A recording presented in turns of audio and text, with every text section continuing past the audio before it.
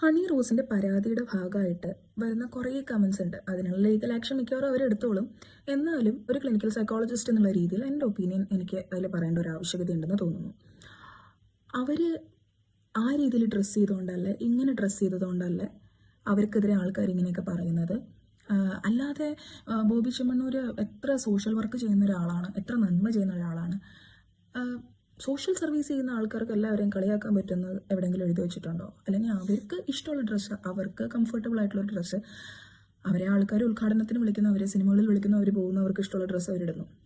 അങ്ങനെ ഒരു ഡ്രസ്സ് ഇട്ടു എന്ന് കരുതി അവരെ അശ്ലീലം പറയാനോ, അല്ലെങ്കിൽ അവരുടെ സമ്മതം അല്ലാണ്ട് അവരുടെ ഫോട്ടോയ്ക്ക് മീമാക്കി ഇടാനോ, അല്ലെങ്കിൽ അവരുടെ ശരീരഭാഗങ്ങളെക്കുറിച്ച് കമൻ്റ് അടിക്കാനോ ആർക്കും അവകാശമില്ല. അത് ബോബി ചെമ്മണ്ണൂരിന് മാത്രമല്ല, ആർക്കും അവകാശമില്ല. അല്ലെങ്കിൽ അവരുടെ ശരീരഭാഗങ്ങളെക്കുറിച്ച് കമൻ്റ് അടിക്കാനോ ആർക്കും അവകാശമില്ല. അത് ബോബി ചെമ്മണ്ണൂരിന് മാത്രമല്ല, ആർക്കും അവകാശമില്ല. ശരീരം കാണിക്കുന്നതോ കാണിക്കാതിരിക്കുകയോ പ്രത്യേക രീതിയിൽ വസ്ത്രം ധരിക്കുന്നതോ, അതിപ്പോൾ ഹണി റോസ് അല്ല ആരാണെങ്കിലും ഈ ലോകത്തിൽ അവർക്ക് ഇഷ്ടമുള്ളൊരു കാര്യം. അതിനിങ്ങനെ ഇരുന്ന് നമ്മൾ അവരെ ഒരു പെഡസ്ട്രിന്റെ മുകളിലിരുന്ന് അവരിരുന്ന് ജഡ്ജ് ചെയ്യേണ്ട ഒരു ആവശ്യമില്ല.